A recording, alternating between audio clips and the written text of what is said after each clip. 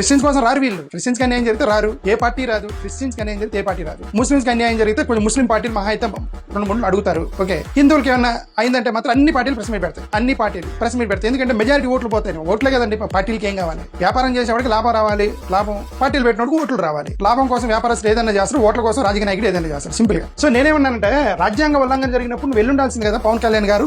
మీ నియోజకవర్గంలో వాళ్ళని ఒకసారి విజిట్ చేసి ఉండాల్సింది కదా. ఎక్కడెక్కడికో పోయారు కదా, కేరళకి ఎక్కడెక్కడికో పోయి చేసిన వాళ్ళు పక్కన నియోజకవర్గంలో ఉన్న దళిత కాలనీలోకి వెళ్ళలేకపోయారా అనేది బాధేసింది. సనాతన ధర్మం కోసం ప్రాణమైన ఇస్తానని అని అన్నాడు. నేను కూడా విన్నా 2-3 సార్లు. సనాతన ధర్మం కోసం ప్రాణం ఇవ్వండి, తప్పలేదు.